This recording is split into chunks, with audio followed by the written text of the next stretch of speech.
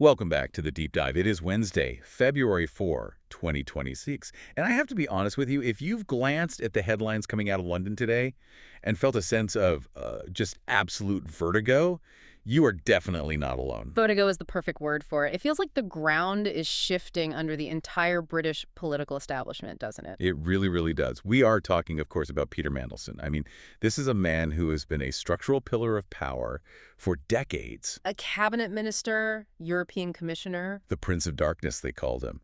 And until this morning, the British ambassador to the United States. Key phrase. Until this morning. Now he's resigned from the House of Lords. But that resignation is, I mean, it's just the smoke, right? The fire, the actual inferno is coming from Washington. Exactly. This isn't your standard political scandal. No. We're dealing with a massive data dump. We're talking 3.5 million pages released by the U.S. Department of Justice. All fallout from the Epstein Files Transparency Act, the one President Trump signed late last year. Which is, deeply ironic. That act was supposed to embarrass American political figures. And instead, the collateral damage has landed squarely on, well, the UK government. And I want to be really clear right off the top here. Our mission today isn't to gossip about dinner parties. We're here to look at the machinery of the state. Because we have emails, we have bank records that have triggered a full-blown criminal investigation into misconduct in public office. Exactly. We need to parse what these emails actually say. From, Eurozone bailouts to secret prime ministerial code names. Right.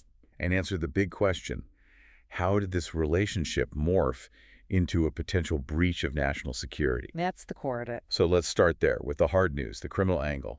Segment 1, the investigation. What is the immediate legal threat Mandelson is facing right now? So the Metropolitan Police, under Commander Ella Marriott, have formally launched an investigation into a 72-year-old former minister. They haven't named him, but... Standard procedure.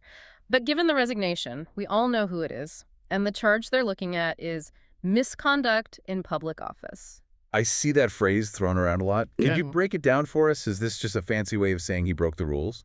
A slap on the wrist? Or is it more serious? Oh, it's much more serious. We are talking about very serious jail time. It's a common law offense, and the maximum sentence is life imprisonment. Life imprisonment, wow. But, and here's the nuance, it's actually a very high bar for prosecutors to clear. You have to prove that a public officer willfully neglected their duty. So just being bad at your job or, having poor judgment isn't enough. Not even close. It has to be a willful abuse of trust calculated to injure the public interest. And that is where these emails come in. The so-called smoking guns. Exactly. The police are interested because these files seem to contain market-sensitive information being leaked to a private financier. Okay, let's get into those emails. There's a specific one from May 9, 2010. Set the scene for us. Why is that date so important? Okay, cast your mind back. May 2010. The global economy is incredibly fragile. The Eurozone is teetering on the edge of collapse. Markets are crashing. Everyone is terrified that countries like Greece or Spain might default. The EU is locked in a room, desperately trying to hammer out a rescue package. The stakes could not be higher. The whole financial system is holding its breath. The highest stakes imaginable. And hours before the official announcement, Mandelson allegedly sends an email to Jeffrey Epstein. He writes, "Sources tell me 500 B euro bailout.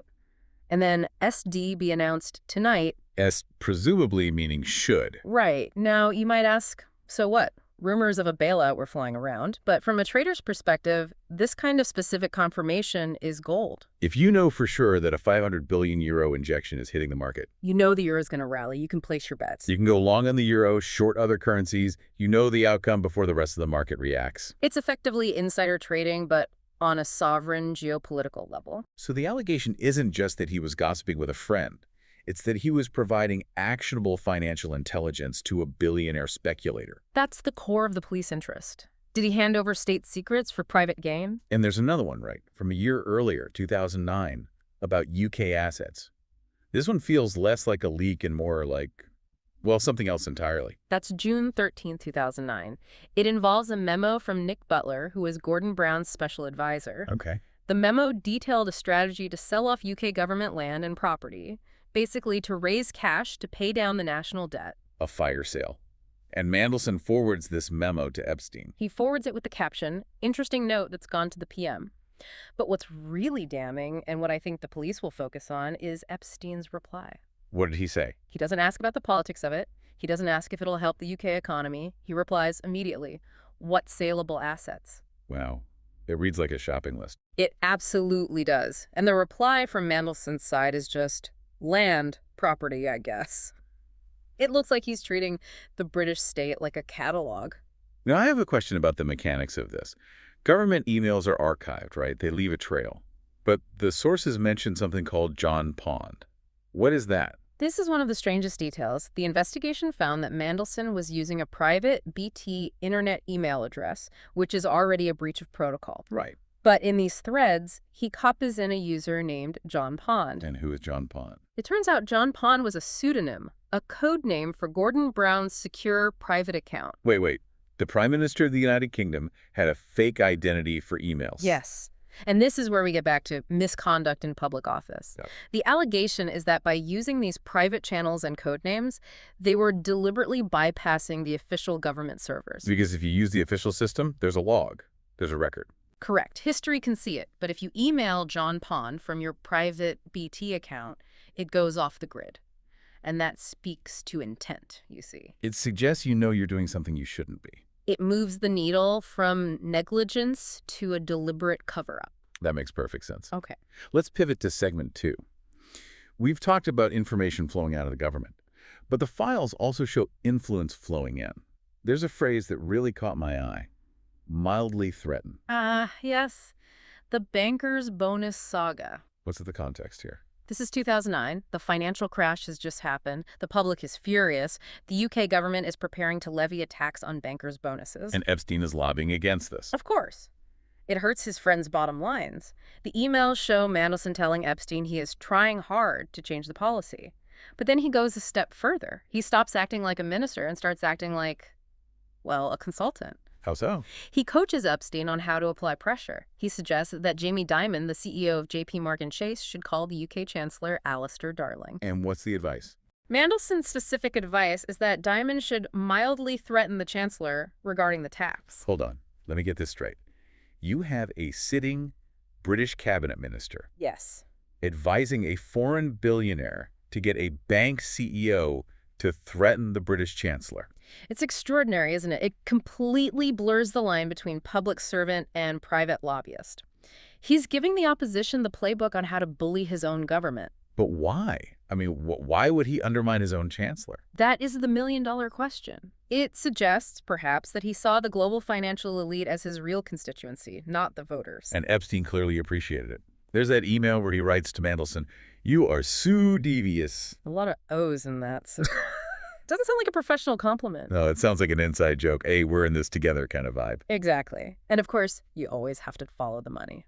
Was there a transaction? There was. The DOJ files show transfers of $75,000 from Epstein to accounts linked to Mandelson between 2003 and 2004. And there was another smaller payment later. Yes, in 2009. A payment of about £10,000 for Mandelson's partner to take an osteopathy course. An osteopathy course. That is oddly specific. It is, and Mandelson has admitted that payment was a lapse in judgment. But on the $75,000, his defense is firmer. He claims he has no recollection of it and questions if the documents are even authentic. Convenient. But this all happened years ago.